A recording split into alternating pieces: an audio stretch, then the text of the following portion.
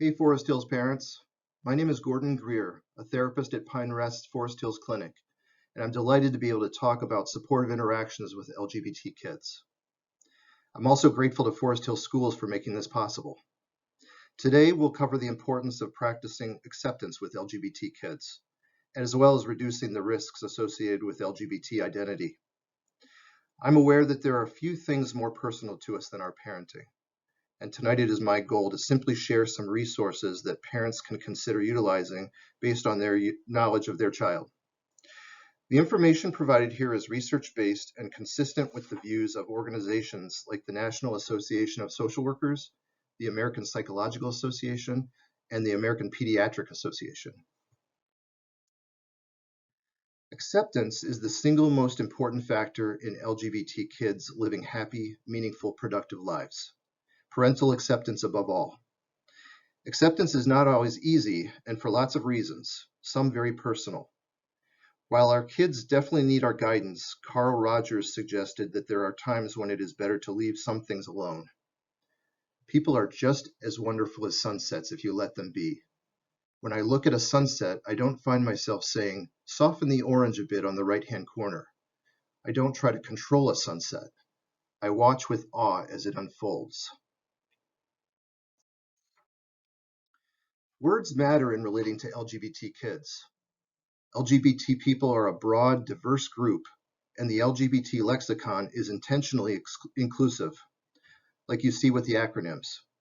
LGBTQIA2S+, lesbian, gay, bisexual, transgender, queer/questioning, asexual/aromantic/agender, two-spirit, other identities plus.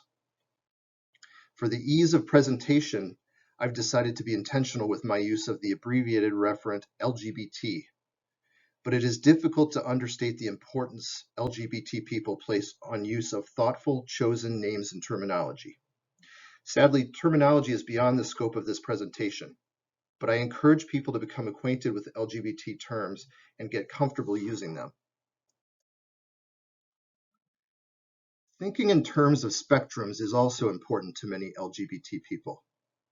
For many, sexual orientation, gender presentation, gender expression, gender identity, and biological sex fall on spectrums. A spectrum is really a tool that lends itself to more accurate and dynamic description of the world. When we're placed in boxes, the emphasis is on certainty, getting the closest answer and moving on.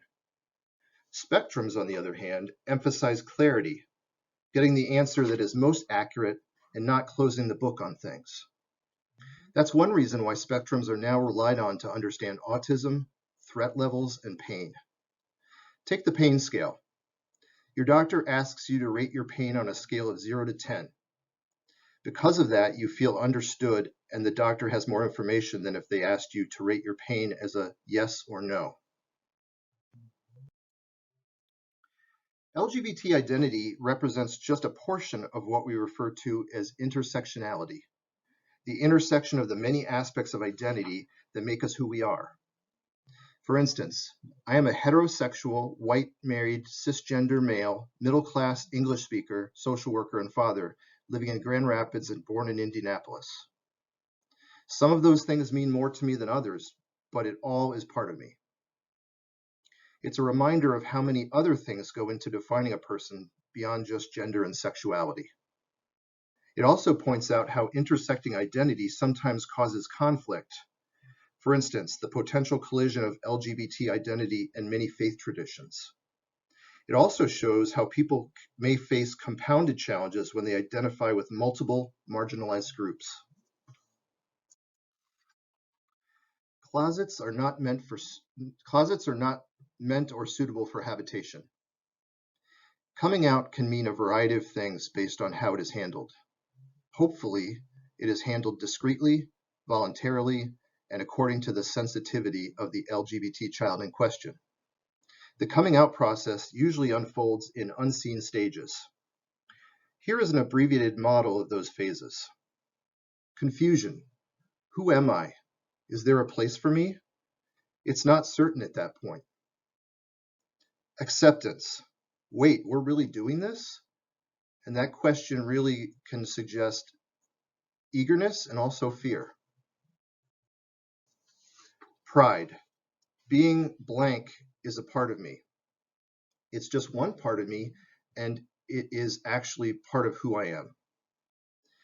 This might give the mistaken impression that coming out is a short or easy journey. It's typically not.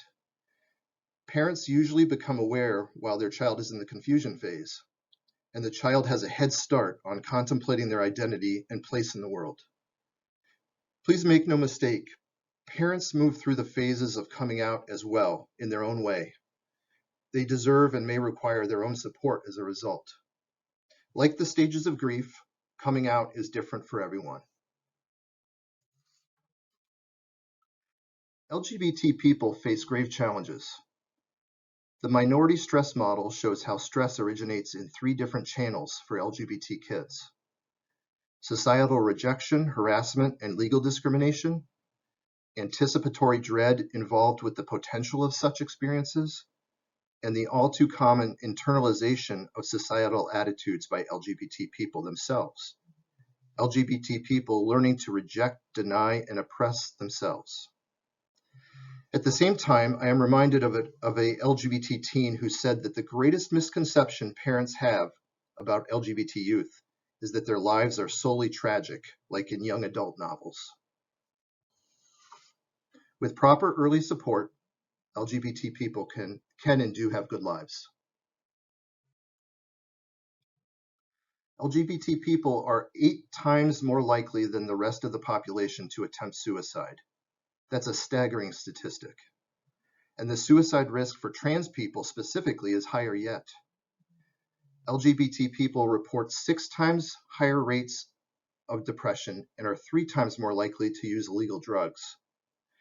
They're also, unfortunately, less likely to receive adequate medical care and to feel comfortable visiting health professionals. Fortunately, these sobering statistics are not the end of the story. There is hope, which is something every client needs to hear from their therapist before they leave that first session. Research has repeatedly shown that with family acceptance, suicide risk in LGBT people is sharply reduced. And 92% of LGBT kids from a very supportive household describe happy adult lives. Expansion, mentalizing, and dialectical stance are 3 acceptance skills I'll mention next. Then we'll finish up with resilience and safety strategies for you and your child. Expansion refers to stretching and making mental space for unpleasant, conflicting feelings. Consider this scenario. Suppose you have a ball of unpleasant emotion inside. You can't make the feeling go away. You can't ignore it, return it, or avoid it, because that doesn't work. In fact, it just delays it or makes it worse. We have a saying, if you're not willing to have it, you will. So what do? Well, if you can't shrink or eliminate the ball of emotion, you can at least make more room for it, so it is less uncomfortable and you have some control. You can see this depicted on the graphic. Which jar would you rather be? I'd rather be the biggest jar so I could get some space and maybe take time to get used to the feeling. It's a solution to emotional claustrophobia. Being able to imagine and visualize making space inside for these invisible feelings helps. Mentalizing. Mentalizing simply refers to being aware, sensitive, and curious about what we and others are feeling, thinking, wanting, and needing. This allows us to feel empathy. Mentalizing involves using observation and curiosity to notice body language and what might be implied or unsaid, and to ask sincere, thoughtful questions that clearly demonstrate we are sincere about wanting to understand. Curiosity is the secret weapon of mentalizing, since it is a non-judgmental, relaxed, open way to be with each other. And then there's the dialectical stance. Do you see a cup or 2 faces on this slide? Yes, is the answer. Depending on how you look at it, it's both, right? Adopting a dialectical stance means willingness to hold and consider 2 or more competing, opposing, or seemingly incompatible ideas at the same time. I like to imagine my outstretched hands holding competing ideas, like that statue of Lady Justice with the scales. On one hand, it's this way, and on the other, it's this way. It's the opposite of all or nothing, right or wrong, my way or the highway, black or white. It is dialectical to worry about our kids' safety while defending their right to come out. It's also dialectical to accept aspects of our child while admitting difficulty completely accepting other aspects. In the meantime, we can accept, celebrate, and embrace their strengths, quirks, and vulnerabilities. Dialectics can even apply to math class. Instead of having answers on a math test, they should just call them impressions. And if you got a different impression, so what? Can't we all be brothers? I don't know if everyone finds that as funny as I do, but I find that very funny. So resilience and safety. There are different types of safety: emotional, physical, and social, and LGBT kids need to feel safe with each. In addition to acceptance, we can offer our kids the ability to build resilience, asking the real hard questions and connecting our LGBT kids, and perhaps ourselves, to a professional counselor if necessary. Resilience means weathering and bouncing back from adversity, being the rubber ball as opposed to the egg. Through a meta-analysis of resilience, researchers have identified the 5 primary building blocks of resilience, and they are the first 5 squares there on this slide: calm, sense of safety, self-efficacy, connectedness, and hope.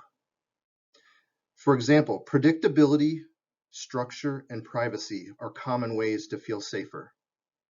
Modeling advocacy for a child and use of one's voice and permitting choices are also examples, in this case, of self-efficacy. And eating dinner together or attending an LGBT social gathering or support group are common ways to feel connected. Besides resilience, asking tough questions is important, most notably about suicide and drug use. Research shows that asking about suicide or drug use directly and unapologetically has never planted a bad idea that someone might act on. If your child confirms or you suspect past or current suicidal ideation or behavior, or if your child has ever made a comment about suicide when upset, it's a good idea to consult with a mental health professional. If the office you call says there's a wait, and that's quite likely, explain the situation, ask for ideas and options, and be willing to be a squeaky wheel. So as I close, let me just again refer you to some resources at the end of this slide deck. And thank you, Forest Hill Schools, for hosting, and thank you, audience, for listening. Take care and enjoy your kids.